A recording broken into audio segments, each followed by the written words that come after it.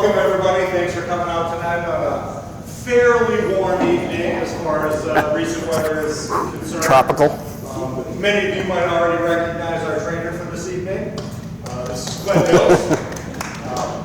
Highly respected public safety professional with more than 32 years of experience in community policing, emergency preparedness, and threat mitigation. He's a retired police lieutenant, many of us know that. He's also the founder of Safety Analytics, Next Step, a training consulting firm that works with law enforcement, public health agencies, and private organizations to enhance safety through customized training, strategic planning, and practical problem solving. Please join me in welcoming Glen. Oh, thank you. Thank you very much. All right, who here has seen me speak before, and who has not?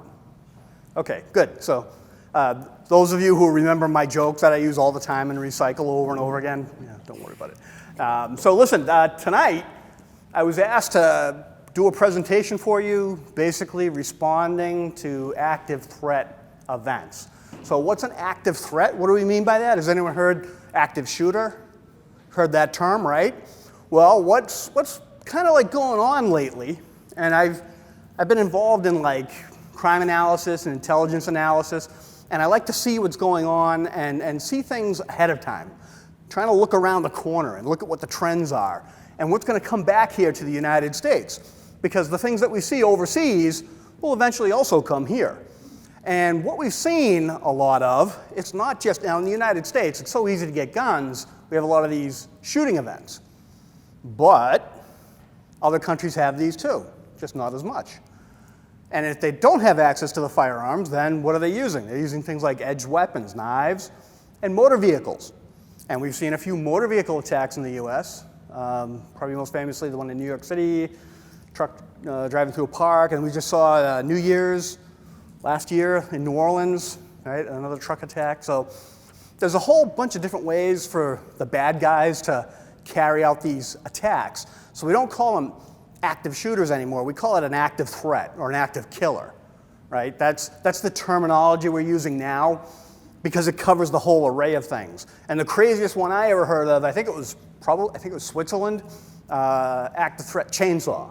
Guy running through a village with a chainsaw. So if you can imagine, it's not just the guns and weapons, it's all kinds of weapons.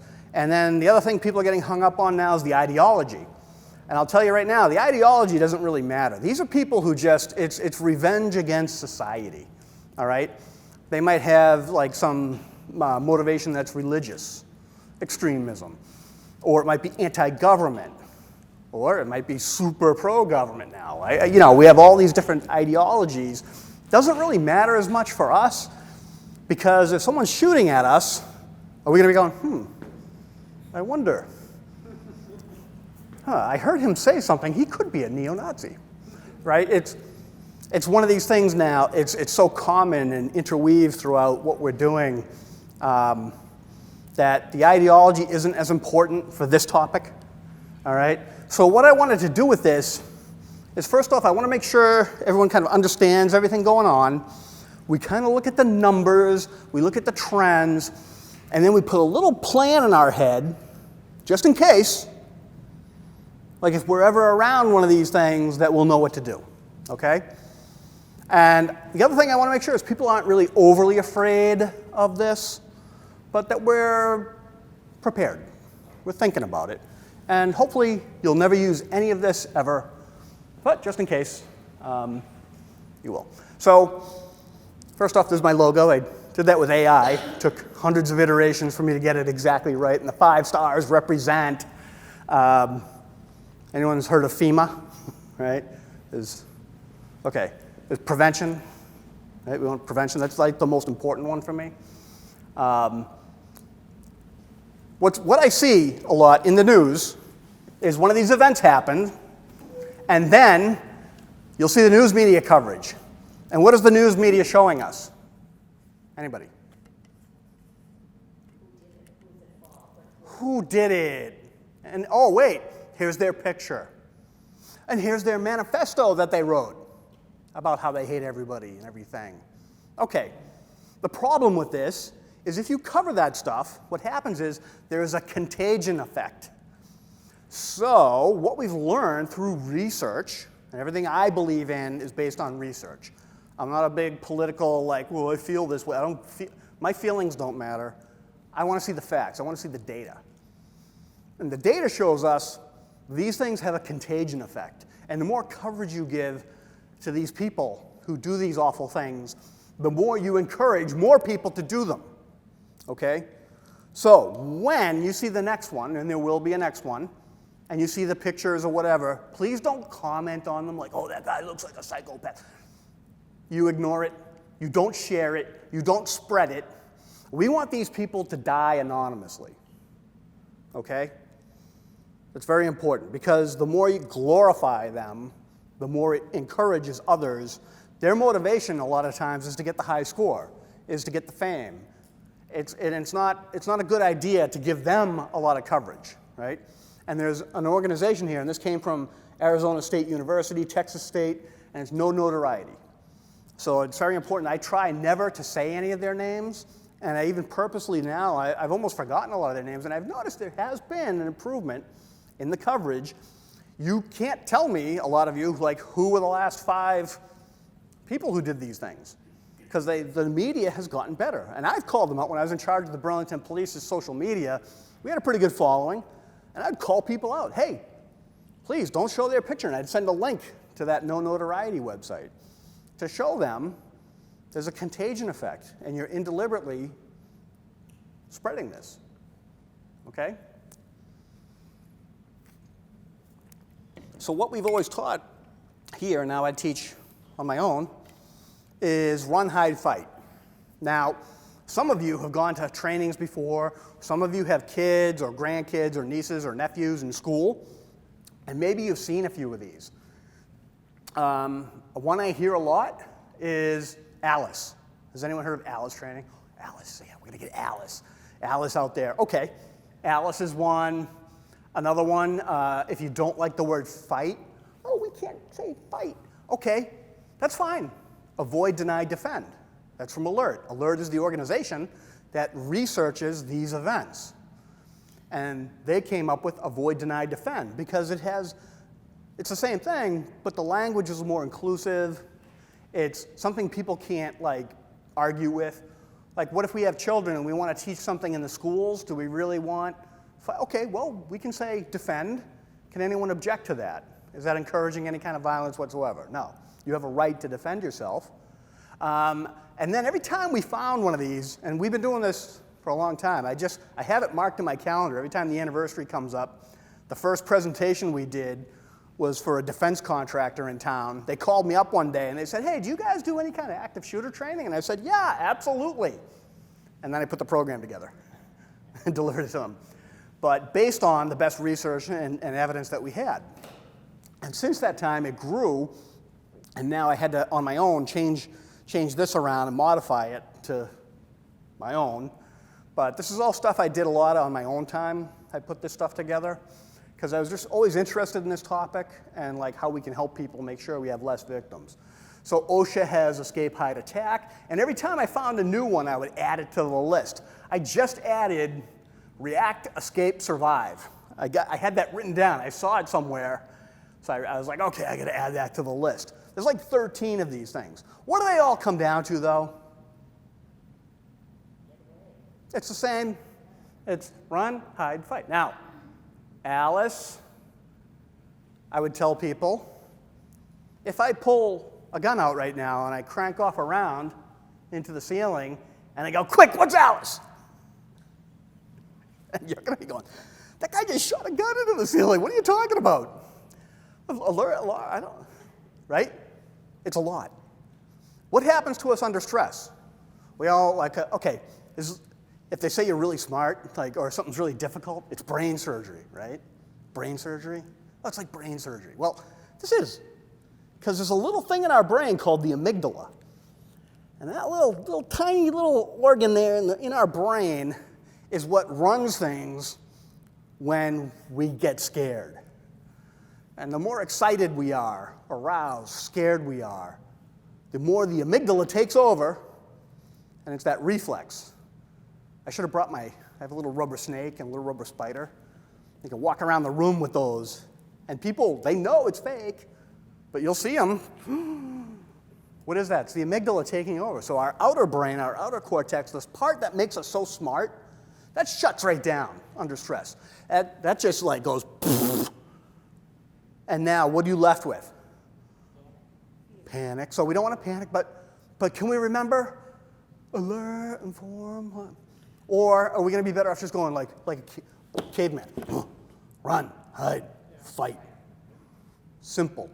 Simple's better under stress. So we had all this stuff at the police department over the years. People would come in and I go, too complicated, got to make it simple, got to make it work under stress. Or you have to train and train and train. What's on right now? What's on TV as we are sitting here? The Olympics? Okay, you got two couples. I was leaving and they were like doing the ice dancing figure.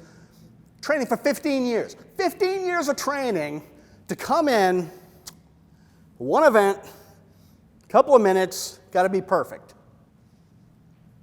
Now they are at the level where they can say, let's go beyond run, hide, fight. Do you know what I mean? Like a training can make up for that.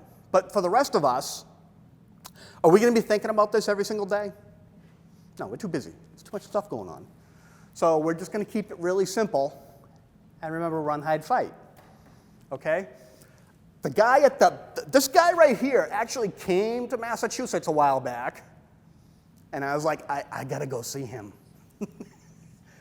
He must have been a consultant, sitting in his basement. I got to come up with my own thing. Assess, leave, get invisible, viciously attack, evaluate. It spells alive. Okay, I decided I shouldn't go see him live because I think he probably would have wanted to punch me because I would have started in with, hey, how come, right? But it's the same thing. It's run, hide, fight. They're all the same thing. What is this based on? Well, Alert had done research on all these events, and they took a couple hundred events, and they looked at it, and they go, okay, everyone who survived, what did they do? What they do? And they brought it down 3 broad categories. The people who survived all of these events had done one of these 3 things, basically, okay? They had either gotten away, or hid out, sheltered somewhere, or they fought back. That's it. That's what it's based on. So it's not Glen Mills sitting in my office is upstairs, not in the basement. I'm not sitting there in my office going, I need to come up with something new and different. No, it's that. Do you have a question? No? So, it's all based on research. And the first report that we had to look at when I started with all this stuff was a study of active shooter incidents in the United States between 2000 and 2013. This is all online. It's all available to everybody. The FBI publishes these reports, and they update it like every year. So now we have more data to look at. And if you take this report out and you look at the first incident in that report in 2000, right around Christmas time, where in the United States do you think that happened? Wakefield, Massachusetts. And we don't say his name because he's got a nickname, very memorable, big mountain of a man. But that's the first case they talk about in this report. We look at the data. Again, data. I was the president of the Massachusetts Association of Crime Analysts for many years. And I'm a big data person, okay? Information and data is not everything. I learned that logic doesn't really matter that much when you're dealing with people, okay? But you got to build things based on data and knowledge and then account for people's emotion. And I can just tell you, whatever your opinions are about this stuff, here's the facts.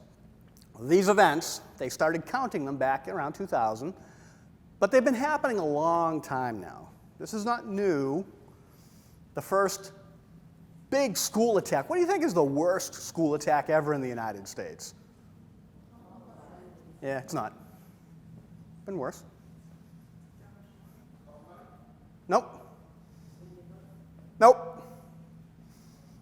Texas? Nope. Michigan? Nope. Florida? Nope. None of them. A place called Bath, Michigan. Back in like the beginning of the century, the early 1900s. Bath, Michigan. I was a school custodian for years. This guy was a school custodian. He worked at the schools. He was kind of an anarchist. And the anarchist movement was really bad back then. A lot of people don't know this. They talk about terrorism. Oh, things are so crazy today. Things are so crazy today. You know, today's world, blah, blah, blah, blah, blah. We're so much safer today than we used to be. I hate to tell you, we're safer today than we used to. We are safer today than we were a long time ago. Terrorism is a lot less than it was. People are less crazy than they were back then. There was probably a lot more lead in the water and all kinds of health issues. Think about it. Bath, Michigan, this guy wires the entire school with explosives. He blew up a school. He wakes up that day. He kills his wife. He calls the sheriff. Sheriff shows up. He goes, yeah, I killed my wife. What? Kills the sheriff, goes to the school, blows the school up with everybody in it. And you know, like this, and you never even heard of it.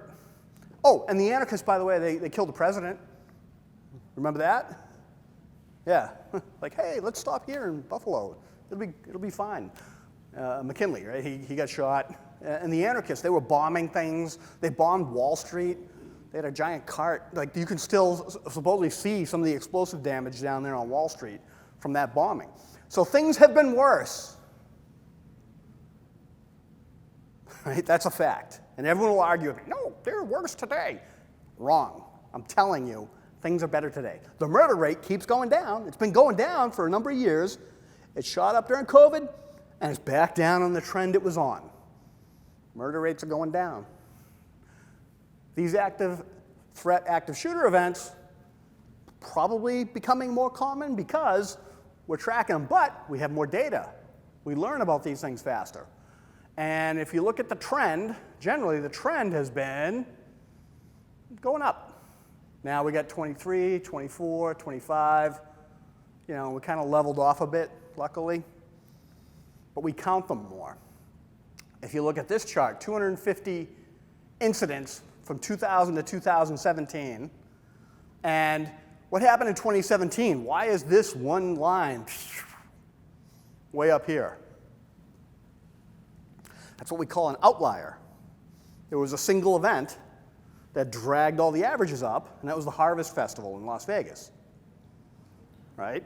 And then people said, I can't believe the guy did that. I can't believe he thought. I can. Of course that happened. Of course that was going to happen at some point because the bad guys researched this stuff just as much or more than me. Like, he planned that for a very long time. So that one event dragged everything up. And if we look at where these things occur, and it's too bad it got cut out a little bit at the bottom, but mostly businesses, then outdoors, then schools, then all others. Schools are not the most common location for these events. Mostly businesses. And that kind of makes sense because think about it. If you drive around any town, what do we have more of than anything? Okay, well, we get residential places. Okay, single family homes, apartments. Okay, a lot of these events happening there. Some are, but generally, you know, more so businesses. You're driving around, there's business, business, business. Then we have, in the United States, we have something like 18,500 or more police departments. Like, people don't know that. We have a lot of these things, but schools, we have some, and I have a slide that shows the last numbers I was able to find. But we have a lot of these locations, and it doesn't really show you, like, doesn't give you a feel for, like, percentages of risk. So, anyone here afraid of flying? Won't admit it? Okay. Well, people are afraid of flying, right? They get in the plane, and some people won't go down a plane. Well, another thing is you drive a lot more miles than you fly, and where are you more likely going to get killed? Probably like near your neighborhood, driving around, okay? So it's kind of hard to measure the risk if you go, well, if I'm in a business, I'm at higher risk. There's a lot more to it than that. It's not so simple. What's the relationship between the attacker and the victim? Most of the time, there's no relationship. But when there is, it's coworkers. You get a lot of mad people at your work. Students and other, okay? So that relationship issue, it tends to be strangers, but a lot of these events, they become, sometimes they may start as some kind of domestic thing and bubble over into an active killer, or could be a coworker. Someone's mad at a coworker, and then it turns into killing a lot of coworkers, even though they only hated one or two people. And then everyone says, oh, what happens at the end of every one of these events? You heard this, right? They kill themselves. They kill themselves, don't they? Don't they always kill themselves? Usually? Not usually. Not usually, because before the police show up, we have 520 events we looked at. Before the police arrive, the attacker stops 219 times. And he committed suicide, and I'll say he because generally it's mostly men. That's a fact. Committed suicide 76. Leaves 143. Ooh. That's like twice as much almost. Or civilian stops the attacker 26 times, shot 52 times, twice as often. They get subdued. They get tackled. They get bonked on the head with something. Right? The good guys win. Then the police show up. We had that 520 we started with. Those are the 4 outcomes. Now the police show up. What happens when the police show up? 63 times the attacker stops. Police stop the attacker 160 times. When the attacker stops, what do? Commit suicide 46, surrender 17. Sometimes they just give up. Our guy up in Wakefield, he just surrendered. The officers who showed up there, they said he had them. He could have killed police officers, but he didn't. He gave up. Right? We don't know what they're going to do. And then the police, when they stopped the attacker, this one kind of surprised me, shot 114 times, subdued 46 times. That's pretty impressive. To subdue someone who's been shooting and killing people, right? So that's really something. Now, if we drill down into the numbers, every single one of those numbers is a story, right? But I find this really interesting because people have these preconceived notions of what these things are going to look like and how they're going to play out, and they never do. There's no script. There are some overarching themes, kind of like if I'm going to write a story, like it's a love story, okay? It's an action adventure. That's the theme, okay? But the details, the further along in the story we get, the more hazy they get and the more variety we see. So it doesn't always play out the same way, and these things aren't so predictable. This is a map. This is called a graduated symbol map for the people who love crime analysis stuff. The larger the symbol, the more victims there are. And they've added knife and car attacks. And I'm not speeding this video up, but you'll see as the dots come down, it starts looking like, whoa, why are we getting so many? It's more and more and more. And that's 520. Now, I love to ask this question because, again, I like the data. I don't really care about the politics. So I'll ask people, why do you think? Why do you think the map looks like this? What does this map look like? What was that? You ruined it. Because people will start going, well, it's because in some states, they let everyone carry guns, and that's why they're not, like in Wyoming, you don't see a lot in Wyoming because everyone's got a gun. They'll stop the bad guy. They'll stop the bad guy before it even starts. Okay. Has anyone been to Wyoming? You been? A lot of people there? So we have like active shooter sheep, active shooter cows, right? So it looks like a population, because this is it. Boswash, right? Florida, Texas, our most populous states. It's where the population is. These are happening all over. And then some people lose the gun laws because there's no guns up north, and they don't have, no, we got them up here too. And then, oh, down south, because everyone has guns, they stop them. No, they don't. And it's just Montana, like, again, a lot of people? Not a lot of people. But could they certainly happen in these places too?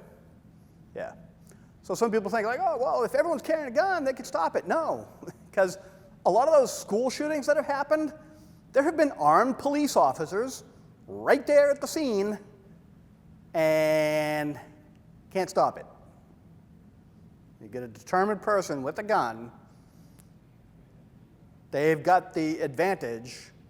It takes time to react, it takes time to get there, it takes time to stop them. And anyone who thinks like if we make everyone carry guns, this will all end. No.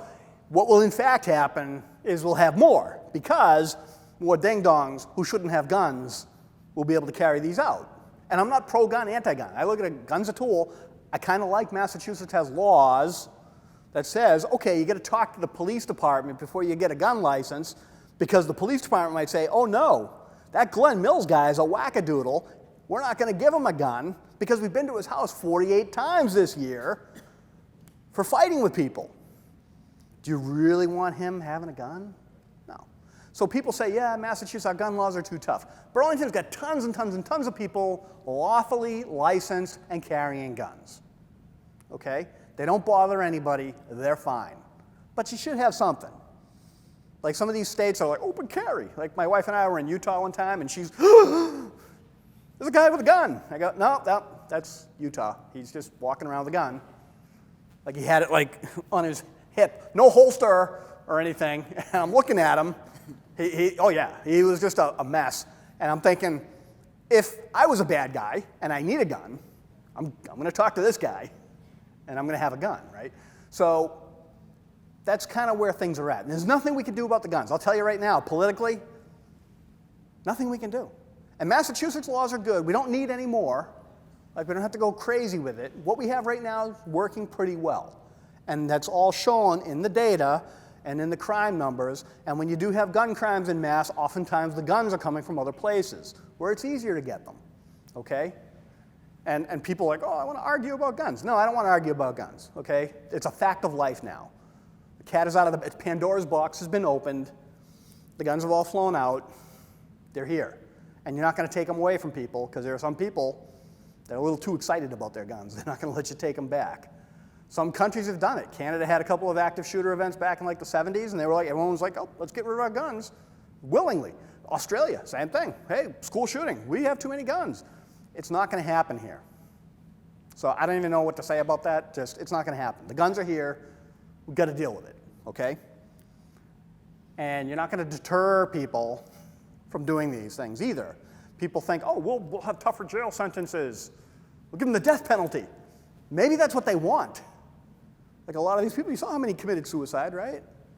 So we're not going to deter it with laws either. Unfortunately, the things we can do preemptively more rely on you than me. And we'll talk about that.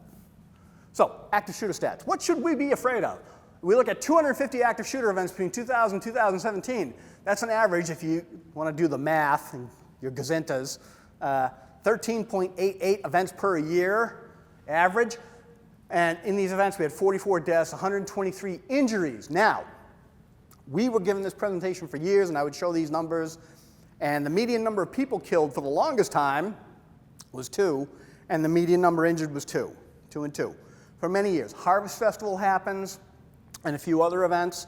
They've become more efficient, so actually the numbers have gone up.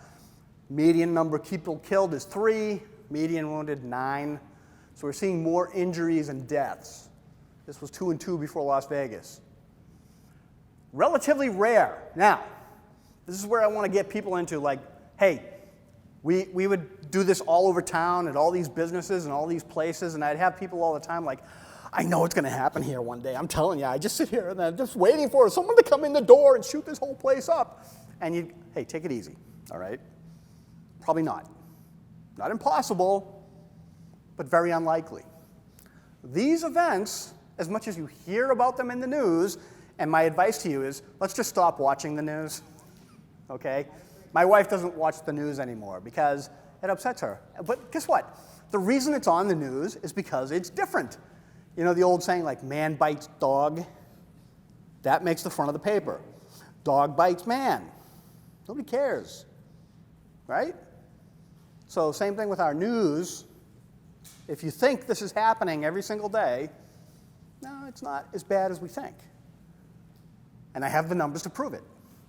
We can look at 330 million people in the US, 18,000, it's like 18,500 or more police departments, we guess. 132,853 K through 12 schools.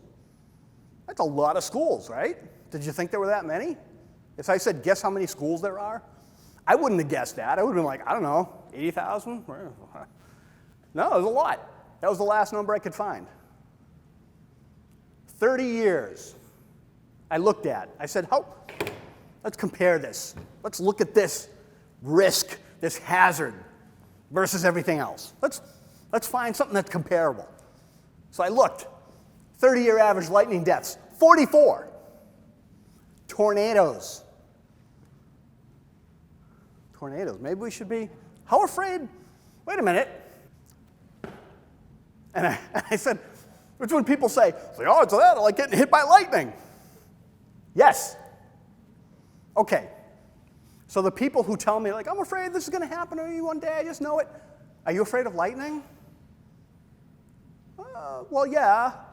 So I've been doing this for years, and one time, I'm over at the vet hospital in Woburn, the veterinary hospital over there, like the one in behind the Woburn Mall. Yeah. So I go, I've been doing, anyone here been hit by lightning? And I got one, yes. You're the first one.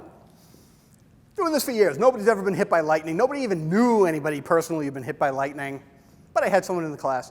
I was hit by lightning once. Okay. All these years I've been doing this, and I've literally talked to thousands of people, and I run across one who had been hit by lightning. Okay. Did you do healthcare professionals with that? Healthcare professionals being hit by lightning? I've seen at least 3 people that have come in that have been hit by lightning. Oh, okay, yeah. You're going to see more, yeah. And sometimes it's not like directly hit by lightning, but it's like, I was standing there, and it came through the floor, and everybody in the room fell down, right? There's stuff like that, too. But, yeah, in an emergency room, your numbers are going to be skewed as far as like, how many people do you know have been hit by a bus? I never met anyone. Oh, yeah, I had 3 the other day, right? So it's going to be different. But when I talk about the fear of this happening, we should be maybe a little bit more afraid of tornadoes. Now, growing up in Massachusetts, I had never feared tornadoes. But near the end of my career, I started taking all these classes with the Mass Emergency Management Agency. And it seemed for the last couple of years, a bunch of classes I was in, there were people in the room like, oh, we have to go do tornado damage assessments. It's more common now. We've had more tornadoes in recent years hitting Massachusetts. Now, a lot of times you don't hear about it because it's not like fascinating. It's not like, oh, a tornado came through and ripped through some woods. And if the media comes and shows up, they take a quick, oh, yeah, that's all right. And it doesn't even make the news that night. But we've had more tornadoes in recent years hit the state than before. It's more common now. And I would have laughed at that as a kid, but now if you say tornado, I go, uh-oh. I get worried because we're seeing them here now. And again, climate change, hoax, blah, blah. No, something's going on. It didn't happen before, and it's happening now, and we can look at a couple hundred years of data and prove it. All right? Now, I don't care what you think. It's more common now. We're getting more tornadoes. More storms, more crazy weather. And that's around the world. I was just in Spain for 2 weeks. I was in Spain for 2 weeks. And guess what it did most of the time we were there? It rained. And I wasn't even on the plane. Spain and plane, right? But on the Costa del Sol, Coast of the Sun, tons and tons of rain. And they had one major storm had come through before we got there, and then we had another major storm as we were leaving the last couple of days. It was just raining, floods everywhere. Terrible. Speaking of floods, are we afraid of floods? Well, they kill 86 people on average every year. We should be more afraid of those. So when they start saying, like, turn around, don't drown, you should listen to that, because a lot of people go driving right into these big puddles and they drown. Their car floats away, flips over. And we should be more afraid of floods. And hurricanes, we're way overdue for a big hurricane here. Way overdue. We usually get in Massachusetts like every 40 years or so, give or take. We're on that longer end of that now. So we're overdue for a big hurricane. And then what do we really, really, really need to be afraid of? Heat. Heat waves. Heat waves kill more people than anyone. If you get a heat wave in Europe, see how many people die? Because like they don't have air conditioning because they're not used to it, getting that hot. And now it's a big problem. Every summer, England's getting these huge heat waves.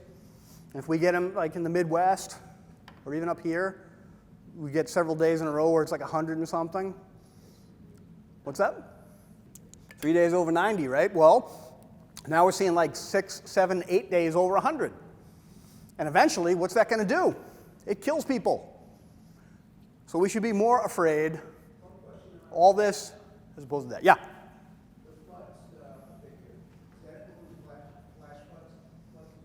That was, I found some weather data, and I said, how many people die every year from floods? And that was the number I came up with.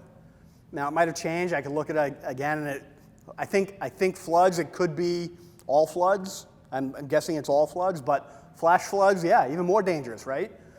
Probably more likely to kill people because you don't expect it, because it happens in a flash, and yeah. So these are the things we should be more afraid of than the active shooter. So, some more data, or information for you, if you will. We would give this presentation, we'd say, okay, these most commonly used weapons are handguns, rifles, and shotguns. And I got a question, one class, what's your question? What's the difference between a rifle and a shotgun? I'm so stupid, I didn't even think to tell people that because I'm assuming, oh, doesn't everybody know? No, not everybody knows the difference, right? Nobody knows that unless they know about guns, and a lot of people don't. So we wanted to show people, these are the weapons. Now the top is a shotgun, the middle is a rifle, and the lower right is a semi-automatic handgun. And we can get all technical about guns. I love seeing people arguing online. No, it wasn't an assault weapon, it was a rifle. All right, it's a rifle.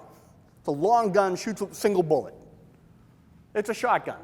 It's a long gun, shoots one of these things, a shell with a bunch of stuff in it. Could be one big chunk of stuff or a bunch of little chunks of stuff. These are like military.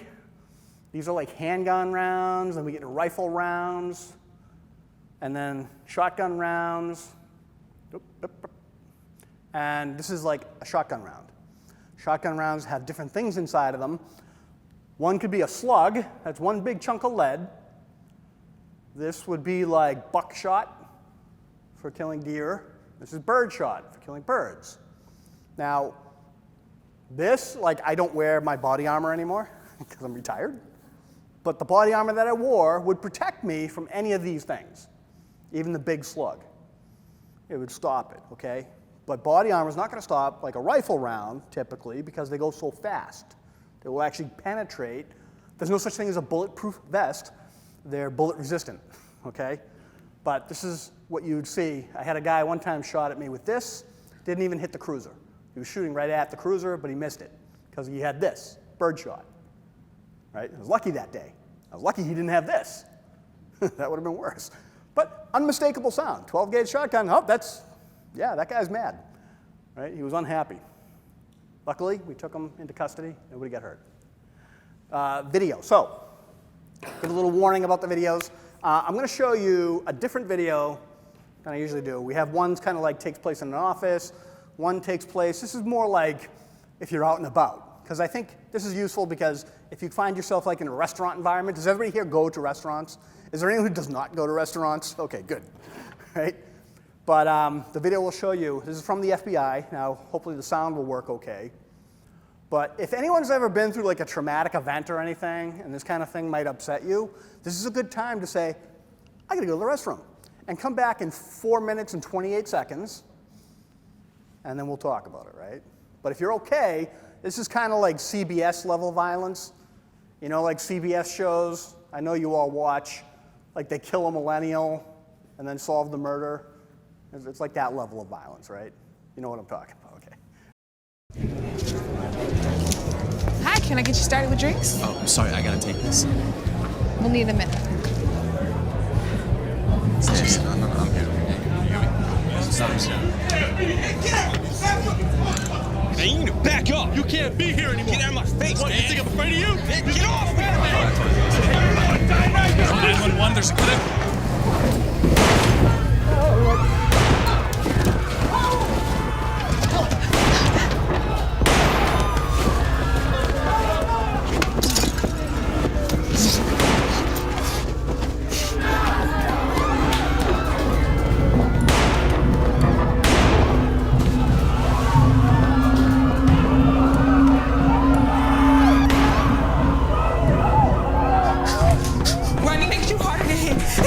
Chances of survival.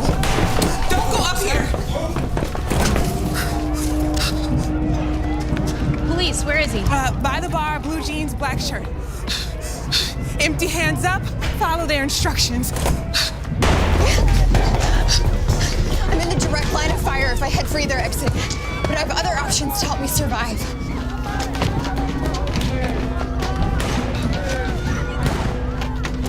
Guys, come on, in here, come on. Go, go, go. Lock and barricade the door.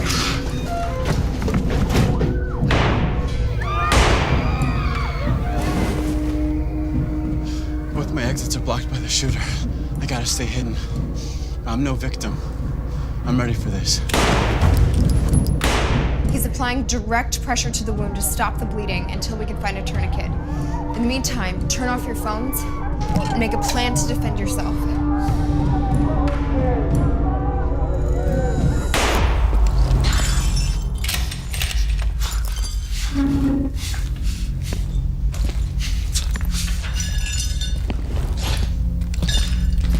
We have to fight to survive. If you control the weapon, you control the shooter. I'll go for the gun. He'll go for his arms. The bartender will go for the head.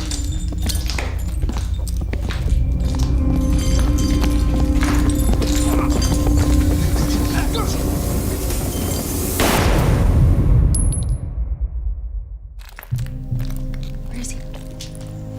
We got him right here. Stay Please, down. show me your hands! Over here.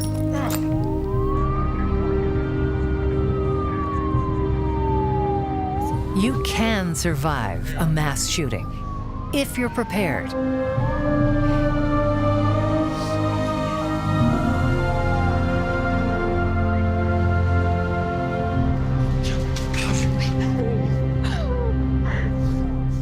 Remember, run, hide, or fight. Run. Wherever you go, be aware of alternate exits. Quickly and cautiously evacuate in a direction away from the attacker. Don't hesitate. Seconds matter. Remember windows and emergency exits. Leave belongings behind. Keep your empty hands raised and clearly visible when exiting a building. Follow all instructions from the police. Don't stop until you're sure you've reached a safe location. Hide. If there is no safe escape route, find a good hiding place. Lock and barricade the door. Silence cell phones. Prepare a defense plan. Fight. Fight only as a last resort. Use available objects as improvised weapons. Use teamwork and surprise. A coordinated ambush can incapacitate an attacker. You're fighting for your life. Don't fight fair. Stop the bleed. A victim can die of uncontrolled blood loss in 5 minutes or less. Apply pressure or a tourniquet to control severe bleeding. Go to fbi.gov/survive to learn more. if we get to this point, what are the rules? Is this like the old boxing? You know, Marquis de Sade, you know? Are there any rules? No. So they said the limbs, take the limbs. If you have multiple people, go for the head, right? If you're going to attack someone, you get to that point where you know you have a right to defend yourself. Defend yourself. What is the level of threat that they're facing? It's like death, right? Lethal threat. What amount of force are you allowed to use? Whatever it takes. Whatever it takes. And yeah, disgusting, up close, violent, but you have every right to defend yourself if you have to. So they're saying go for the head, because most people, like if you can stop someone's, like sometimes they'll say vision, wind, and limbs in a fight. If you can take someone's eyes and make it so they can't see, is it harder to fight when you can't see? Much harder. It's harder to shoot a gun. If you take their wind, that means like the throat, so it's hard to breathe. Or if you have to choke someone, you jump on top of them and you're choking them. Right? That's what you have to do. And then the limbs, like if you have multiple people, you can start grabbing limbs. Now, if you go for someone's limbs, like if this is the threat in my hand, what do you want to do? Do you want to grab the weapon, or you want to grab my arm, or where do you want to grab? What's that? Yeah, so the weapon, maybe, but you definitely want to get closer. Like think about it, if you're fighting with someone over something, you ever have like a dog and you're playing fetch and you grab the ball from the dog's mouth and they're pulling on it, right? And you're doing this, like, is it harder to hold on to that? If the dog like puts one of the paws up and starts like pulling your hand, you know what I mean? Like you want to go closer, you want to grab, undo, neutralize. That's the acronym they would teach police and caliber press a long time ago. It's called GUN. Grab, like immobilize this arm. If that's all you can do, grab that and make sure you're not, like, you want to be, how far away? You want to be, this is like over here or up or straight down. You don't want anyone in front of this. So grab it. If you can undo it, you start pulling the hand. If you got multiple people helping you, grab the arm and keep pulling that hand. Pull this weapon away from them. Maybe you do grab the weapon. If it's a knife, though, that's a different problem. You don't want to grab the knife, but maybe you might have no other choice. That's going to be really bad. But if you have to, grab the weapon, try to get up here. If you grab my arm here, I can still do this, but the closer you grab to where the weapon's being controlled, the more you can fight for control of it. And especially if you work as a team. If you work as a team, you say, okay, you grab one arm, I'll grab the other arm, you grab the head, you grab the legs, pig pile on top of the person. Remember that when you were a kid, pig pile? Yeah. Whatever it takes, whatever it takes. There's no rules. Can you like drop something heavy on their head? Can you hit them with something, blunt object? Can you stab them with something?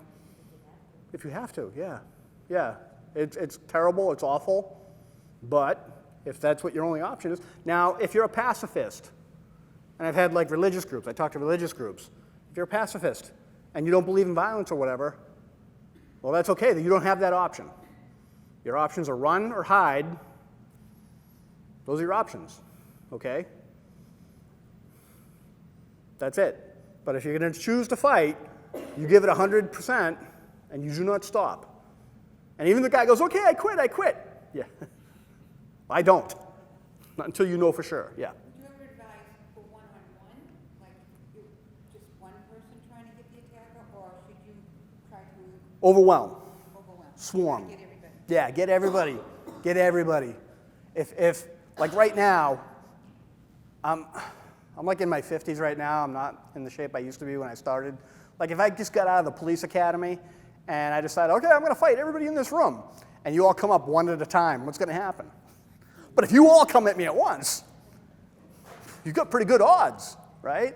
Even when I was all the running and everything. It wouldn't have mattered because you could overwhelm me with numbers. So you want as many people as possible. But do you have to have a plan with all these people? If you have time, yeah, if you have time. If you don't have time, it might be a hasty plan, like the guys behind the bar. You grab them, you hit them, I'll jump on them. Is there a licensed handgun? Yeah. Shooter. Are you going to get arrested? Just happened the last couple of weeks ago. Yeah. They arrested the guy for shooting the guy who was shooting the guy the rifle. Yeah, so this is a whole complicated question. Basically, here's the deal. I know when I was a police officer, if I had someone walked into the mall and started shooting people, and somebody, a licensed gun owner, pulls their gun out and shot that person, and that was the story I got from everybody, with no discrepancies, in my mind, I'm not arresting anybody. Okay? Because I can go, well, I don't have probable cause. Sounds like self-defense to me. But life is complicated. I can't guarantee anything. Now, if you are a licensed handgun holder, you find yourself in one of these situations and you pull your gun out, guess who else is a target for the police now? Yeah. My biggest fear, off duty, was other police officers showing up. Like, I carry a separate wallet with a badge, and I would have the badge out like this, but even then, that's no guarantee. I could still get shot. At the California, after the Harvest Festival, do you remember the one in Thousand Oaks, California, the country music concert in the building? A police officer got shot by another officer. He was in uniform. There's adrenaline going on. Adrenaline changes everything. So when the police officers show up, they said in the video, make sure you listen to those commands and do whatever they tell you. Don't sit there and argue, I'm a licensed handgun, right?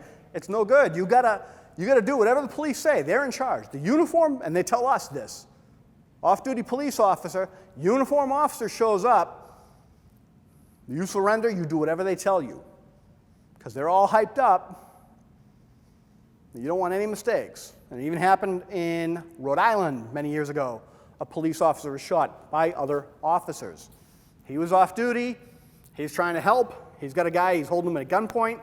Two officers show up, drop the gun. He doesn't think they're talking to me. Must be talking to the bad guys. They shot the officer and killed him. Terrible. And it happens pretty frequently relative to everything going on. It happens too often.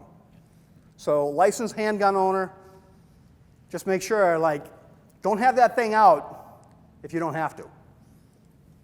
Also, I heard that the shooter can't see is the best thing. So if it's dark and where the lights are, you should shut the lights immediately. So this way, It works both ways, yeah. Yeah, it works both ways. If you have the wherewithal, you're going to be like, what happened? Brain shuts off. Whoop! We're in panic mode. If you trained a lot, you might be able to pull your gun out and shoot someone. And we've seen it in multiple school shootings now. The police show up, and they're not shooting anybody because they're in panic mode. They're not thinking like, ooh, you know what I'm going to do? I'm going to shut the lights off. I'm going to walk around behind. I'm going to sneak around this guy. I'm going to do this. I'm going to do that. Now, some people have the wherewithal to do that. Most of us don't. And unless you train a lot, you're going to keep it simple. The plan is simple. Bad guy, gun, me pull gun, me shoot bad guy, me put gun down, me put hands up. Keep it simple. Because if you try to make it complicated, it's more likely to go wrong.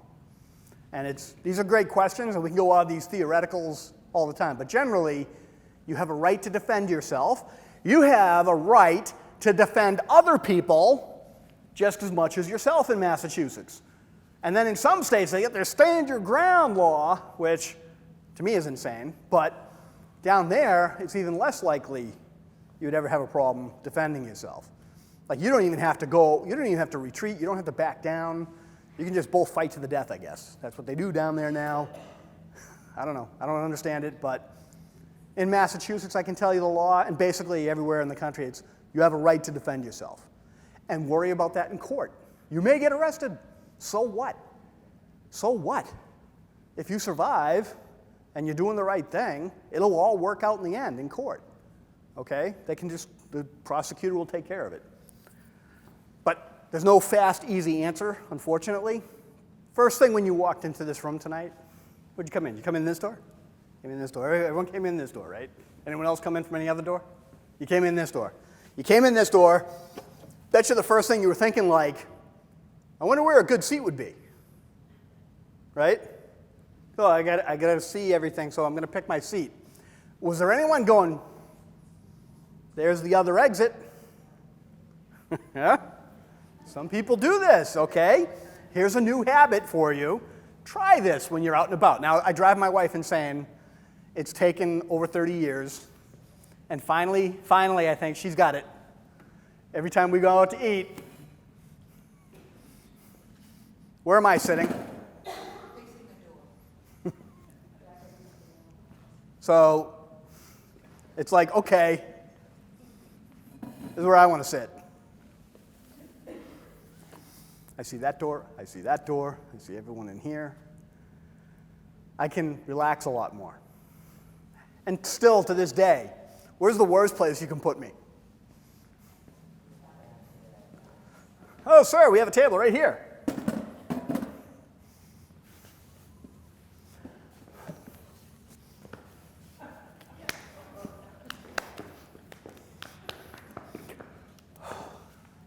Very unrelaxing for me, right? Because of habit, just habits. So when you go anywhere, everyone remembers the awful nightclub fire. And people maybe have heard of the Coconut Grove fire. Boston has the most strict fire codes, not in the United States, in the world. In the world. My wife opened a business there years ago. I can tell you right now, it's the most horrible, horrific, awful thing we've ever done. My advice is don't. Don't ever open a business in Boston. It's more stressful. I'd rather have people shoot at me. And I'm not joking. Much nicer. It'll end soon. Like, trying to open a business in Boston, the fire codes are unbelievable. Because of that Coconut Grove fire. You'll go to every building in Boston, unless it's historic, all the doors open out. And if you look around this room, the fire has done a great job. They put light up exit signs, strobe lights, fire pole alarm, fire extinguisher, no sprinklers, but most buildings you go to, sprinklers, furniture, California TB 131 compliant. In Boston, you better have California TB 133 compliant. Fiberglass barrier. If you bought your furniture, too bad. Get it all reupholstered and add the fiberglass. Even if you have the sprinklers. In California, you have one or the other. Massachusetts, you got to have both in Boston. Both. Everything's going to be fireproof because of the Coconut Grove fire. But when you go into a place, we don't do this anymore because we don't have fires like we used to. In the old days, people were really afraid of being someplace and getting caught in a fire. Today, they don't worry about it. We don't even worry about it because you don't see it in the news. It doesn't really happen that often. But when you do walk into a place, the first thing you should look for, where's my exits? How am I getting out of here? Where am I going to sit? What happens if everyone panics and runs for the door all at once? Where am I getting out? As is what happened many times, but it also happened in Rhode Island. Everyone went for the front door, and they got caught. Concerts all the time, you see people getting trampled. So if you see people panicking in a crowd, don't go with the crowd. Pause for a split second, find your safest route, and then go, right? And maybe it's not even someone shooting deliberately to try to kill people. It might be like a targeted thing. We've had it happen before where people are out eating somewhere and somebody comes in going after one person that they're after, and they end up shooting a bunch of people because they're bad shots, right? It's the same rules. Like, can you tell, like, I think he's trying to kill just that guy. You're not going to know, right? In the moment, you're going to have run, hide, fight until you figure out otherwise. Some of the stuff they don't talk about, though, is some of these incidents can go on for a while. So if you have a place of work, and who here's still working? Like, I'm not. I got my house, yeah. So you think about, like, going to your work tomorrow and say, if there's a disaster, of some sort. What am I going to do here? You're spending a third of your day there, usually, right? Monday through Friday, maybe more, maybe less. But you go into your workplace. Think about it. If somebody comes in with a gun, where are you going to go? Is there a place you can barricade yourself? If a tornado comes rolling down the street toward your building, where are you going to go? This is your house, too. Like, everyone, like, is probably going to go to their basement if they've got one, right? That's easy. But have you ever thought about it? Do you ever put that little plan in the back of your head just in case? Like, we never think of it. But if there's a tornado, usually we'll get an alert. Start thinking like, okay, where am I going to go in the basement? Not just down the basement. Where do you want to be in the basement? What's that? Away from windows, corner, yeah, someplace sturdy, where there's a lot of support around you, where stuff's not going to like fall on you. We never think of this. So at your workplace, if somebody comes in with a gun, is there a place that you can go to, and can you lock a door? Something to think about. Oh, and then if you get trapped, and look at what just happened down in Rhode Island. How many hours does it take to clear one of these buildings? It always takes hours. It always takes hours. It's over in, it could be a minute, could be 2 minutes, could be 3, is getting long. But then that lockdown period extends for a very long time. Does your little hiding place that you're going to go to at work have some water, medicine, maybe a snack? What happens when nature calls? Got a plan for that? Maybe a trash bucket and a trash bag. I don't know. Like, we never think of this stuff. But we would tell people at our businesses in Burlington, hey, you never know when you're going to get stuck in a closet somewhere in here for hours. Okay, so maybe you have a little kit and maybe you never use it. Hopefully you never use it. But you'll have it there just in case. Every once in a while you got to rotate it because the water can go bad and the snacks, so change them up every once in a while. But have all that, just have a little plan just in case. But, it's not paranoia. It's $10 of stuff and have a little plan. This is Avoid, Deny, Defend. If you look online, you can find all these run, hide, fight videos. There's a million of them. Some are from colleges. If you have kids, grandkids, nieces, nephews, whoever, family members in college, they may want to watch one of those videos. Avoid, Deny, Defend is the alternative. It's still the same, run, hide, fight. The video from Alert, it takes place in like a warehouse type setting. We also have videos. There's one from the LA Sheriff's Department, and I never used that one. It's the original one that they did, and I don't know what they were thinking. I think Quentin Tarantino made it for them. They had like some excess fake blood or something. It's just insane. Every time I was showing somebody just a few weeks ago, I'm like, you got to watch this video. This is from the Sheriff's Department. It's just so over the top, and it was like, I don't know what they were trying to do, like scare people, but don't watch that one. Don't watch that one. Huh? Walmart. Like a lot of corporations are putting these things out, and there's a lot of people like me, like they're just like, hey, I can make money, take my course. There's a million videos out there. But the ones you know are good, and everything I try to use reliable sources. Things that are like Department of Homeland Security, CISA, C-I-S-A, FEMA, right?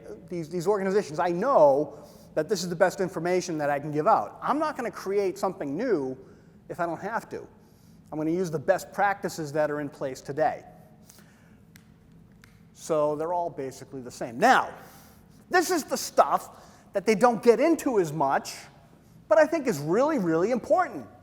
And this is going to help you throughout life. Not just some bad guy comes charging in here with a gun, but just in general, if something bad happens. I think it's very important for people to understand these factors, these unusual things that happen under high levels of stress. And we all go through this pattern, okay? Everyone remembers the movie Titanic. Near, far, right? You think about it, they're on the ship, iceberg, dead ahead, oh no, right? And they turn the ship, and the ship hits the iceberg.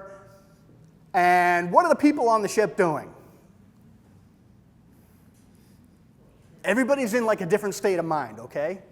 So this is like human nature. This came from a book, and I just got the book, and I haven't read it yet, but I've been using this for years because I pulled this from, and I can't think of the name of it right now, but basically this is the pattern we go through in an emergency.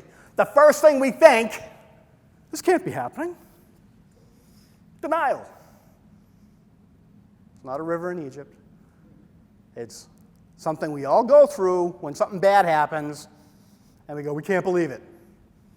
Then, deliberation. What am I going to do about this? And then, decisive moment. Now let's look back at the Titanic. We get the band. What's the band doing? Weren't they ought to keep playing to try to keep people? Yeah. Say, hey, let's keep everyone calm. Like, that's the story we've heard. You know, who knows? We get a lot of, like, mythology from the Titanic, too. Some of it could be true. Who knows? We don't, like, it's been a while, right? A lot of, like, nobody remembers. Nobody's telling, oh, I was there.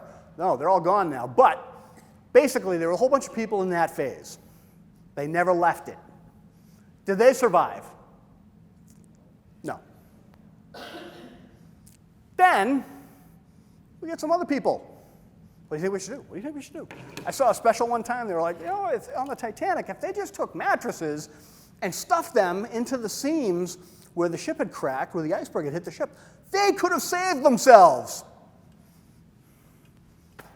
What is hindsight? It's perfect vision, right? 20/20 vision. Well, of course they could have done that. Yeah. In the moment, though, are you thinking like, hey, I got a plan? And even if you came up with that plan, what do you think people are going to, you want to do what? We're not going to stuff mattresses in the, that's stupid, right? But yeah, maybe it would have saved them. I don't know. But there were people stuck in this phase. What do we do? What do we do? What do we do? What happened to them? Gone. They're right to the bottom. These people. Catherine Bates. Great actress. Who did she play in Titanic? Here's some trivia for you. The older woman. The older woman. Her name was, who said it? Molly Brown. The unsinkable Molly Brown. She actually went out and did a tour and stuff after. That's what she called herself. And then somebody did a play, I think, after. Molly Brown, she goes, nope, this is happening. What am I going to do about it? Let's get in the lifeboats. She went through that very quickly. And then every time we look at all these events, they're all the same. Same stuff happens over and over again. These people, unless they're lucky, they don't make it. These people, if they get stuck here, unless they're lucky, they don't make it. But these people who get here, boom, survivors. That's what we call these people. Decisive moment. And it could be through training. Sometimes it's just dumb luck, making the right decision.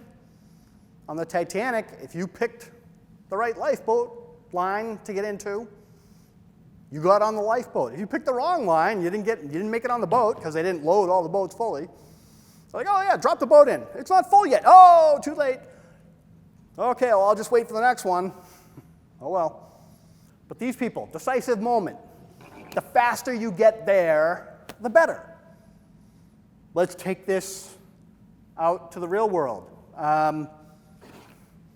You're walking down the street in Burlington, and a pack of coyotes comes running out. Like, what do you do? Most of us, this can't be happening. Now you decide, what do I do? Are those coyotes carrying boxes that say Acme? Right? There's some dynamite, some TNT. Okay, I decide we are going to let the coyote do what he does with the Acme product, and we survive because we decided he's probably going to blow himself up, right? And he does. All right. Now that's a humorous kind of way to put it, but think about it. Like any situation you get into that's life-threatening or someone else's life is in danger, the first thing you're going to do is say, this can't be happening, but you got to get past it. You got to get past that, and you got to get to this, deliberation. Start thinking about, what am I going to do? What am I going to do? Now, we're in a group here. We get some training. We get stop the bleed training. We get CPR, right? Some first aid. Yeah. So, maybe it's not you, maybe it's somebody else. I am going to put direct pressure on that bleed. I am going to put a tourniquet on them. Marathon, bombing. What happened there? Boston, you throw a rock and you're hitting a world-class hospital. We get medical people everywhere. We didn't sit here in Boston, no. We didn't, I can't believe, no. Boom, doctors, nurses, medical professionals, tourniquets, put tourniquets on everybody. Boom, boom, boom, boom. I can't even believe. You think about that, 2 bombs. Like 40-pound bombs went off. If that had happened somewhere else, that probably would have been hundreds of people dead. Not in Boston. Why? Training. That was a big part of it. We got here, and we're Bostonians. Right? We don't like, nonsense, like some places. And I travel. I love to travel. I've seen some other places. If something bad happens to me, I'd rather be in Boston. Let's put it that way. Because we're not going to be like, I don't know what to do. No, most people here, we're going to get here a lot faster. Decisive moment, take action, life-saving action. That's the pattern. That's what we want to get into to save lives. What else happens to us under high levels of stress? Has anyone experienced tunnel vision? You ever seen these people who do like bicycle riding off-road, like on the mountain bikes, and then they go, oh, there's a rock in the middle of the path. If you stare at that rock, what happens? Boom, you hit it, you go right over the handlebars. Tunnel vision. This can happen, though, under high levels of stress. Everything can close in on you, and you're not even going to see all this stuff going on. And I like to watch a lot of videos of police-involved things, and you'd see stuff going on, and the officers are oblivious to all this stuff around them. But then people after the fact, Monday morning, I'm the quarterback now, I can see the guy in the video doing this. How come the cop didn't see him? Because they had tunnel vision. And tunnel vision is a normal human reaction to stress. You may get it, you may not. We don't know until we're there. Audio exclusion. Here's another wild one. I've seen this. Officer in a gun battle thinking his gun's not working. The gun works. Why did he think the gun didn't work? I can't hear it. Does that sound insane? But it's true. People, your audio, your senses are all going to get messed up by stress, and you may not hear the loudest noises in the world. I've seen police officers involved in shootings, and they'll say, oh, the bad guy's gun sounded like a cannon. My gun sounded like a pea shooter. It's audio exclusion. Time distortion. Now I'm looking around the room, and I'm guessing most of us, I don't want to assume though, maybe I'm wrong, but most of us remember the days when the automobile typically did not have anti-lock brakes. I'm sure that you're probably a good driver, safe driver. Have you ever though, done one of these, uh-oh, woo! Never? Nothing ever jumped out in front of you? Long time ago in the snowstorm. Long time ago. Slam on the brakes. And of course, go spinning Yeah. in the snowstorm. You ever have anything like that? Slam, okay, now, I slam on the brakes, and if I pulled out a stopwatch, how long does that feel like? You feel like you could pull out a newspaper. Younger people in the back, newspaper is a paper that had the news that you'd open. Okay, but I had somebody in a class one time, what's a landline? Okay. You just feel like you could tell a whole story, right? Like, and the whole time, now, if you're observing this from the outside, what does that look like? Boom! You're the driver in that car.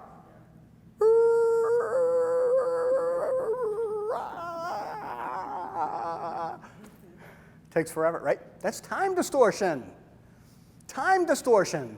It's something our brain will do under high levels of stress. Time can feel longer, or it might even feel shorter than it was. Out-of-body experiences. And I've seen this. Unfortunately, sometimes when you were a police officer, you'd have to tell people, like a relative or a loved one died. You have to go to their house and you have to tell them this. And I've seen it. Like, it's like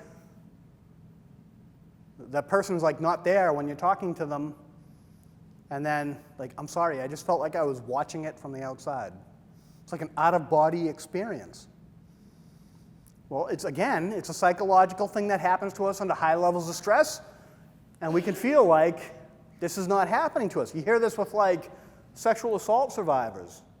They feel like they're watching it from the outside. They feel like they're outside of it, and it's happening. And reduced motor skills. Now, why am I telling you all this?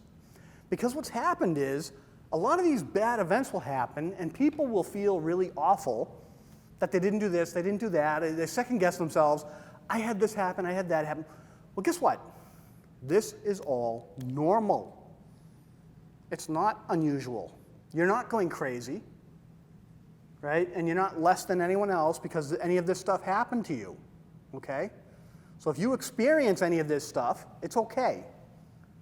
It's all normal reactions to really abnormal situations.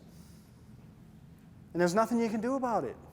Now, if you have a lot of training, maybe, but even then, it's no guarantee. This stuff can still happen. So, isn't this good to know, though? Like, if you're under stress and you're in that workplace and you're going, let me look and find my room if I have to lock down in here.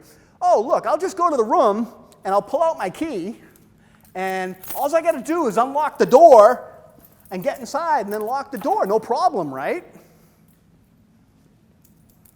Well, in Sandy Hook, the teachers, in order to lock the doors for the classrooms, had to take out a key, put it in the lock, and lock the door. They had practiced that. It made sense. Except they didn't know about this, they didn't think about it, and they didn't put it in the plan. If the plan is, I got to take out my key and find the key under a high level of stress, oh, poop.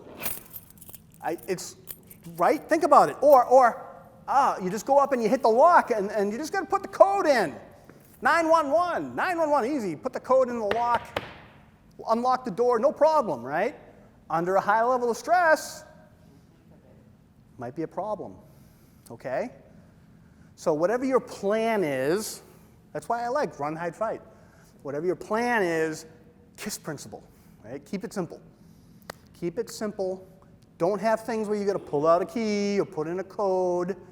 I see a lot of this stuff being sold by vendors for emergencies, like a lot of equipment, like high-tech stuff. Like if there's an active shooter in your building, all you got to do is this will pull the cameras up and you'll see where they are and blah, blah, blah, blah, blah.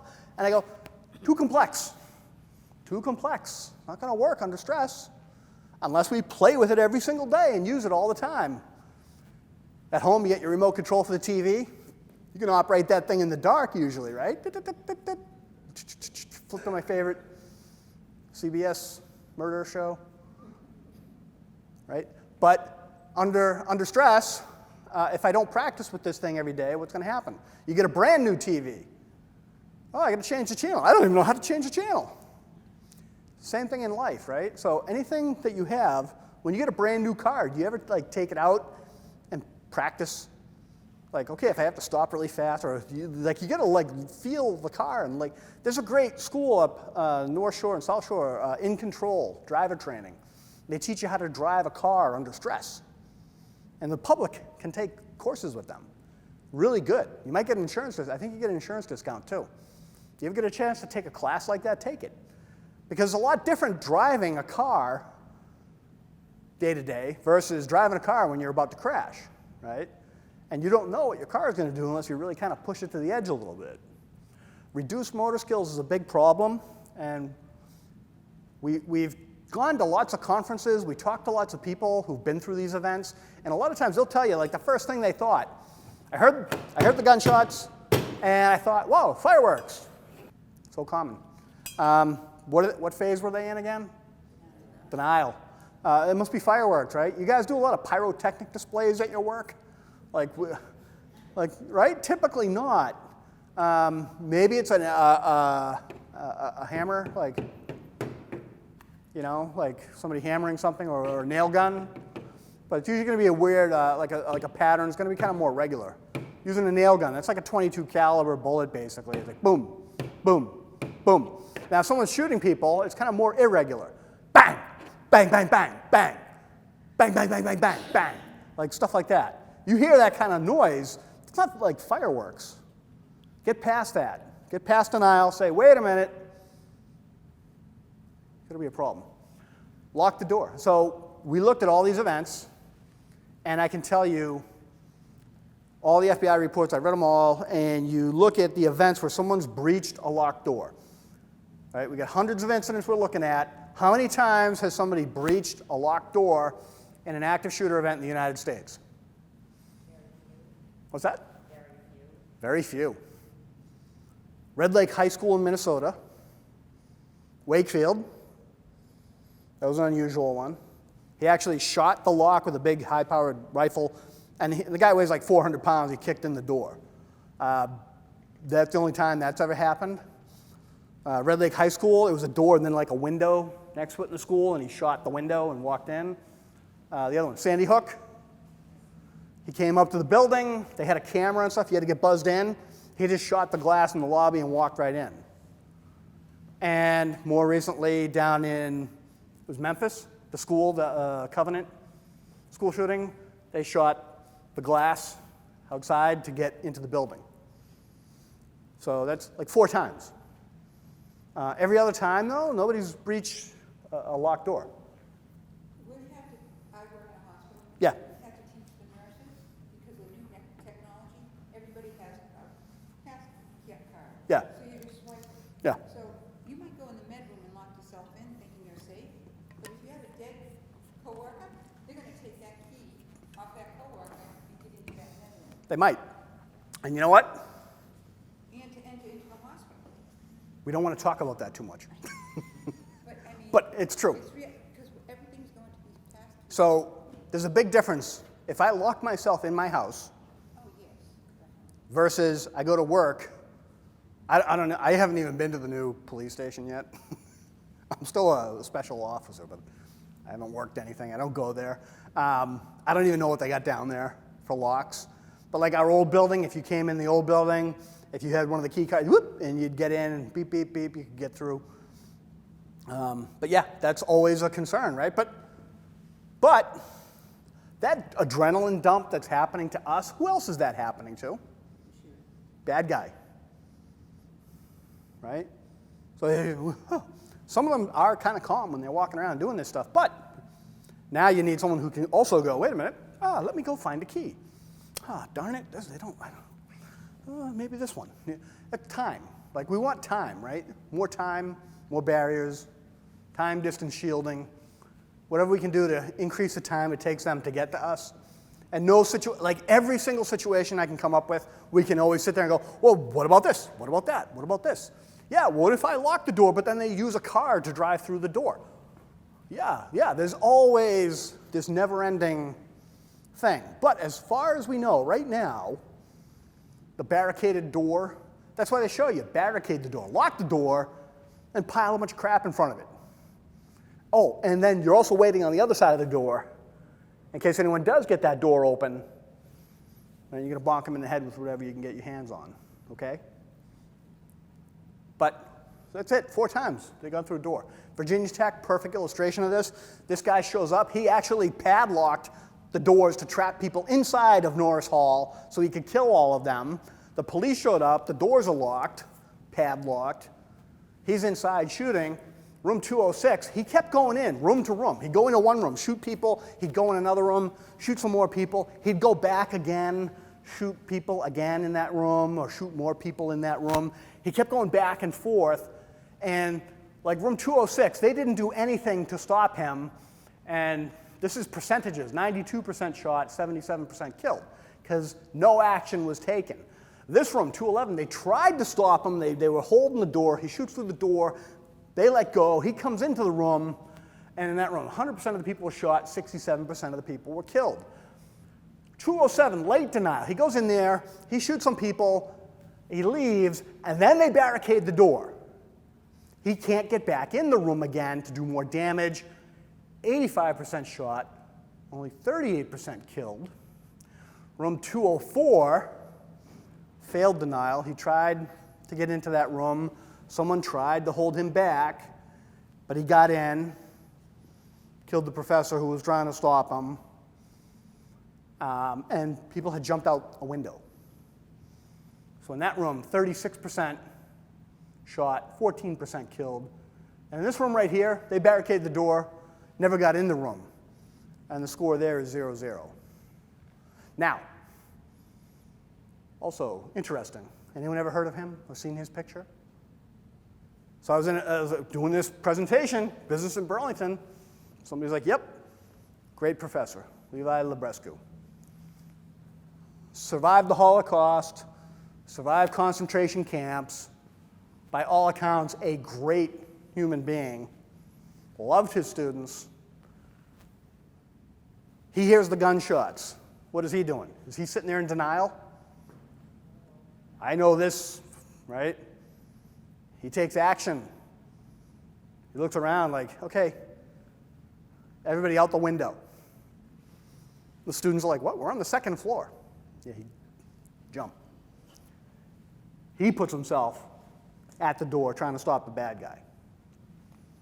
Unfortunately, he didn't make it. But now, we've seen that vicious little killer from this incident. His picture was all over the news, heard his name all over the news when it happened. Nobody can tell me who this guy is when I show the picture. But isn't this the guy who we should know this guy? This guy's a hero. Professor Levi Librescu, and a brilliant guy. On top of it, I read up on him and I was like, wow, it's so tragic. But this is the guy we should know. This is the guy we should see in the news. So does that make sense? Like barricading? So how do we do that? How are we going to barricade the door? Well, if you get a door that opens in, you get furniture, you push the furniture against it, get behind the furniture. If you get a door that opens out, maybe you put something around that handle and you pull it. And if you get behind, anyone ever do Project Adventure? Like I had majored in Project Adventure in high school. I was doing everything I could to like not go to regular classes, and I was pretty good at like on belay, I could climb stuff, and then like you put your body weight on something and pull it. If I'm holding a door that opens outward, if I'm in that room right there and I tie my belt around that handle and I stand around the corner of it and you're all trying to get in there to get me, it's going to be hard for you because I'm just going to use the belt and my body weight like this guy to keep you from opening the door. That's if the door opens in that direction. What if the door, well, maybe you can tie it off to something.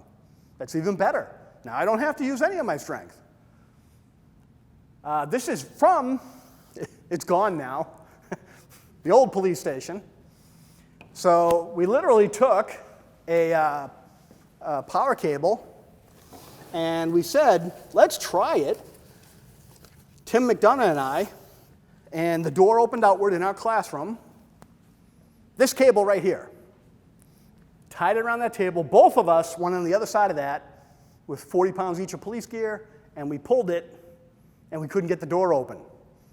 And I've used this cable since, and it has not caught on fire, which is good. Still works. This extension cord.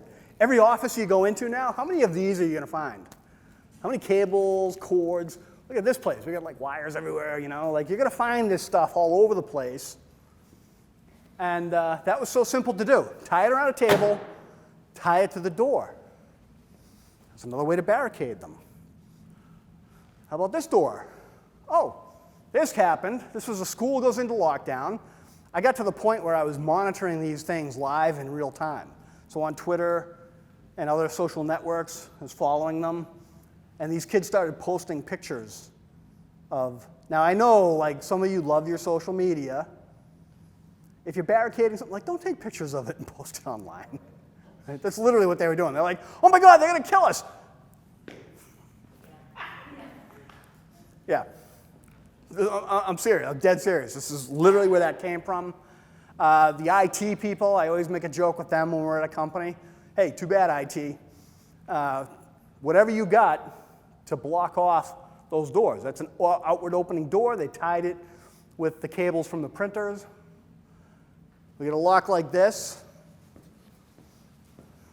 Now, if I'm pulling on this door and I want to open it, well, what if I tie something here? Right?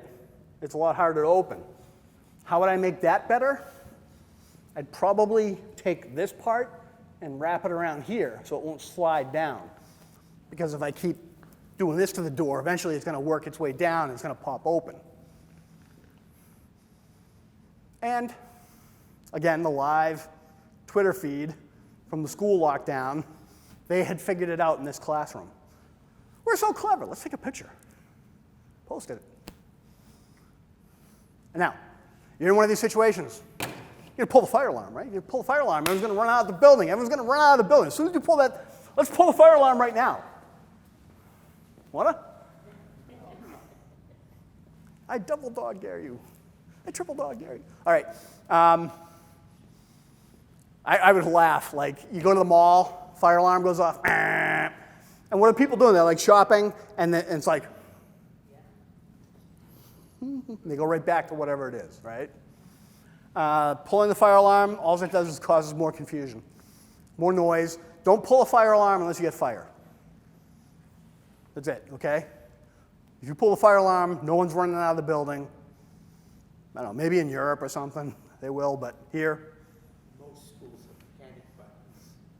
Yes, we got panic buttons now. The Burlington schools do have them. They're, got to know where they are. We don't want everyone knowing where they are. And the problem with a lot of these things is the problem that we have with fire alarms. When they go off too often, you might as well not have it. Remember car alarms? Everyone got to have a car alarm. I got a car alarm. I got a car alarm on my car. Woo, woo, woo, woo, woo. All the time, right? How many of you have ever called the police because you heard a car alarm? The only reason you do is because it's keeping you awake. Hey, this car alarm won't shut up. Like, do something about it. Like, yeah, it becomes too common. So there's a balance that you have to strike. If you're going to get panic buttons at a place, like at a house of worship or something, I don't know that that's the best investment. Honestly, the ones we have in the schools are pretty good because they come live over the police radios, but they won't kill our radios, but they're very expensive. You do need some training, and everyone has a cell phone in their pocket and can call 911. And 911 is pretty fast. So my whole thing, I look at all this stuff, the technology, the toys. I think training is the most important piece. Because we got into that earlier, the whole like, what if this, what if that, what if this, what if that? Well, what do we need? We need options in our head, and we need to know, like, not every situation is the same, and we got to pick the option best for the situation with the information that we have at that moment. That's it. It sounds simple, but it's more important, I think, than all this crap. Right? The panic buttons and all that stuff. Yeah, okay, if you got money, go ahead and do it, but it's not my first option. I would rather invest in training. I would rather get, like, can we get the teachers a couple of times a year? Can we work on that and practice some stuff? Let's practice a couple of things a couple of times a year under stress, and that would be better. Because all these situations, there's no one size fits all, there's no technology is going to solve it. And the panic buttons, you know, if you get the right one, the right kind, they're good, but they're not great. And we've had a couple of false alarms here, and everywhere I've ever been, there's always a false alarm, which is its own danger, because now you get people flying, you get police cruisers going 100 miles an hour. That's another danger right there. I'd rather invest in training, but I'm biased. I can admit I am biased. However, I try to look at it objectively as I can and look at all the events and look at what worked. And I don't find a lot of events where, oh, the fancy high-tech system kicked in and saved everybody. I haven't seen it yet. So, yeah, I am biased towards training, but there's a reason for it. And until I'm shown otherwise, I'm willing to accept any data that shows me I'm wrong. I love to be wrong. I love to be wrong. Because I go, wow, I learned something new. So, how about 911? Everybody here has called 911 before? Okay, landlines. Anyone still get their landlines? Okay, good. If you call 911 from a landline, let's say this is Burlington, you know, it's like shaped like a diamond. We'll pretend the rest of Burlington's up here. We're down like the Middlesex Turnpike and 95 and the mall's over here. And if we live like here in this neighborhood and we hit 911 and it's going to show up at the police station exactly at our house. It's really cool. We got a map, pops up on the map, shows you the house, aerial view, satellite photo, good stuff. With the landline. Now, this is when it gets tricky. When you call 911 from your landline, it will show, boom, right there, there's your address. Now, you call 911 from a cell phone, a whole bunch of different weird stuff can happen. Normally, if things are working well, Burlington is a wireless phase 2 community. Let's see how many people who call the station. If I ask them that right now, they'd probably be like, what? Wireless phase 2 being when you call 911 from a cell phone in Burlington, it is going to try to get it to the closest house. It's not going to go to the state police unless you're on the highway or near the highway. Now, anyone ever been driving with their GPS? Maybe you got it in your car, or maybe you use your cell phone. Now you have Android Auto, Apple CarPlay. You're driving along, and you're looking at the map, and let's say you're in Burlington, and the map shows you're on Beacon Street. You're on Beacon Street. And you go, wait a minute, I'm on the highway. Anyone ever had something like that happen? For a second, you're driving along, and it looks like you're on the service, and you're like, what the? And then, boom, you're back on the highway again. Why? Why?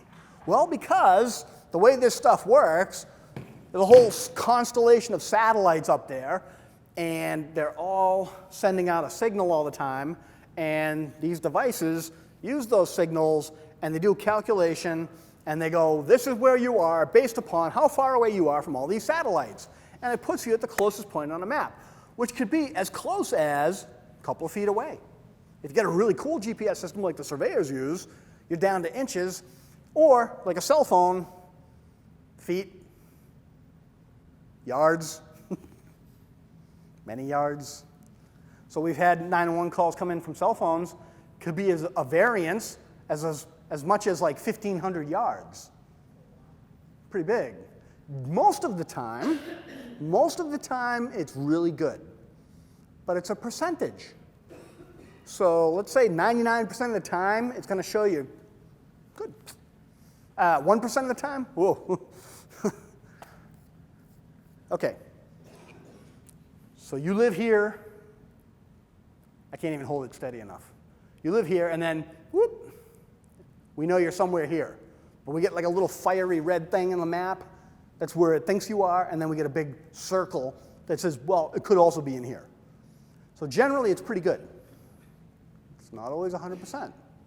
So when you call 911, anyone here do real estate? Or ever done a real estate job, like broker? Oh, yeah, real estate. What's the most important thing in real estate?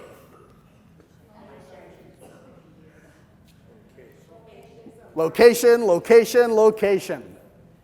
Right? Remember that? Location, location, location. When you call 911, what is the most important thing? If you can only get a couple of words out. I'm at Grandview Farm. Oh, I can't talk anymore. That's it. Most important thing you can get to us. Everything else, less important. Most important thing, location, and then everything else. And now we even changed the way we answer the phone. For years, I was trained, 911, this call's recorded. What is your emergency? That's what we used to do. They changed it. 911, your call's recorded. What is the location of your emergency? They changed it. They changed the script. Because everyone finally realized the most important thing, all you get to say is, help. Where are you? Great to be fun. Okay. That's way better than, all right, listen, there's a guy here, he's chasing me around, and blah, blah, blah. He's wearing a red shirt, and his name's Freddy Krueger, and blah. Right? Where are you? That's the most important thing. I got to get that first, then everything else. So if you ever call 911, anyone ever text 911, you can text 911. You can text 911. Now what? I'm going to tell you something right now. Don't text 911. Why? Because it stinks. If you have no other choice, go ahead and text 911, but this is way better. Where are you now? I'm going this way. How about this? This, that, then, there, here, why, how? Versus, and I was sitting on the plane the other day, kid next to me, he's, right? I was amazed at how, he was fast. Even, I've seen people type, this kid was fast for that. You got me. Uh-oh, you're in trouble. Where are you? Where are you? Way better to get the verbal information. It's a lot faster. Well, what if you're in a situation where, the perpetrator's in the same room with you? Then you text. That's when you text. Okay? Call if you can, text if you can't. And I'm glad you asked that because it leads perfectly to this. Maybe you're like, I can't text. Maybe you still got one of those brick phones. Anyone here still got a brick phone? Right there, all the time. Yeah. You still got a brick phone? This happened in Burlington. Kid get house broken into. He's home. He hears someone breaking in the house. He's in the bad guy's in the house, and he can't go, help, I need help. He calls 911. Good job. We do the silent call procedure. Press 1 if you need police. Press 2 if you need fire. Press 3 if you need an ambulance. 4 for yes, 5 for no.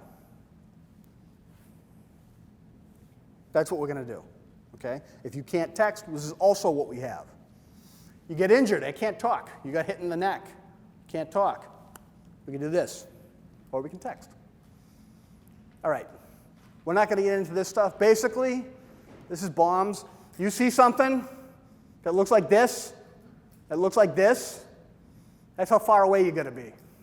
70 feet inside a building, other end of Grandview Farm. If you're outside, how many football fields? 1,200 feet. Nobody knows how many football. 100 yards, 300 feet, 4 football fields. 4 football fields. Think of the Burlington High football field when you drive by it. Imagine that times 4. That's how far away you got to get. And if you see one of these and it's a bomb, leave Burlington immediately. 9,300 feet. That's like a mile's like 5,200. Get really far away. But basically, suspicious packages and stuff, go ahead and call us. We call the State Police Bomb Squad. They come out and look. They're awesome. They will take a look at it. You've already had this training. Stop the bleed, hands-only CPR. And tourniquets, hands-only CPR. I love this. If we could get everyone to do this, would be awesome. And never ever give up. Mindset is critical to survive. If you're seriously injured and you're conscious, we get the best hospitals on earth, feet away from us, you're probably going to survive. A lot of people who die, they go, I'm going to die. Don't ever say that. Don't ever think that. If you were hit by people have survived being hit by trains. People have survived being shot multiple times. People have been shot multiple times and gone on to kill people. Right? There's a famous gangster, Babyface Nelson, killed 2 FBI agents after he was effectively dead. So you can keep fighting. Don't ever give up. I want you to take a look at Rick Rescorla. You can find a story about him. I think it was in the New Yorker. They wrote an incredible story about this guy. Basically, he was, do you remember that movie or book, We Were Soldiers Once? We Were Soldiers Once and Young. It was Mel Gibson. They were in Vietnam, the helicopter battle, like the last the first helicopter battle in Vietnam, and this unit, he was in that unit. Before Mel Gibson went nuts, he made a great movie. But this guy was in that unit. He gets out of the military. He goes on to become a head of security. He gets in the corporate security world. He had been in sort of the mercenary world for a little bit of time, and he had a buddy. He's like, Rick's like, hey, I want out of this, and I want to get a legit job. And his buddy stayed in the whole mercenary world. He becomes the head of security at, it was Morgan Stanley. What was it before Morgan Stanley? They got bought out. But he's at Morgan Stanley. It's one of the other, right? First Trade Center bombing. Remember when those geniuses took the Ryder rental truck trying to topple the towers and they blew up a bomb? By the way, they got caught because they tried to get the deposit back on the truck. I'm not joking. That really happened. So he was working, head of security, first bomb goes off, calls his buddy up and says, hey, what's up with these guys? And his buddy tells him, Rick, you tell them to leave because those guys are going to come back one day and they're going to finish the job. Imagine hearing that. Rick goes to his bosses and says, we got to move. And they're like, Rick, we got a lease. It's like $1 million. You know what I mean? Like, think about how much money we're talking about. We can't, well, I'm going to quit unless you leave. They get into a big fight. They finally agree, look, we're building a new corporation headquarters in New Jersey. We're going to move eventually, but not now. But we really like you. We want you to stay. So Rick says, well, you're going to do what I say then. Okay, Rick, we'll agree to that. No, I'm serious. Everything I say, that's what we're going to do for security. Okay, they agree to it, all the way up to the top of the chain of command. So Rick says, first day, hey, guess what, everyone? We're going to do a little fire drill. And everyone goes, okay. They all get up. They go over to the elevators. They hit the elevator buttons, and what happens? Rick goes, No. We're going to walk down. Rick, are you crazy? Ladies, what are those shoes? They were like Sex and the City, like Manolo Blahnik. Like, think about that, right? Like, everyone is dressed. Back then, people used to dress up for work. Right? You're laughing, it's true. And the guys are wearing like the Italian leather shoes, and it's very uncomfortable to walk down 85 flights of stairs with these nice shoes on. Second time Rick does the fire drill, what does everyone do? They pull open the drawer of their desk and they pull out the sneakers, boom, 85, and they do it. They practiced. Now, 9/11, the day happens. First plane hits. Rick goes, all right, let's get out of here. And they're like, Rick, they said we'll be okay if we stay here. And Rick goes, no, remember our deal. Okay, Rick, let's go. 85 flights, 2,500 people. Everybody gets out. Second plane hits. Rick had gone back to make sure all his people got out. Rick didn't make it. But everybody else did. And all of their children have been born since then. And maybe we're at a point now, I don't know, grandchildren maybe? Think of all the people who survived. And Rick wasn't paranoid. Rick wasn't like, oh, let's do all this stuff. Let's spend all this money. Rick said, we're going to do some training. We're going to make it a little bit realistic. We're going to practice. We're going to hope this day never comes. But if it does, we're going to be ready. So that's what I want to leave you with. Do a little bit of training. Hopefully you never need to use any of this stuff that you're getting. But if it ever does happen, get it programmed into your brain, and when you need it, it'll kick in. And you get all these people alive today. That one person made that difference. Okay, so thank you very much. Appreciate your time and attention. And hopefully I'll be back in February and maybe for some other stuff. And I'll stick around for questions.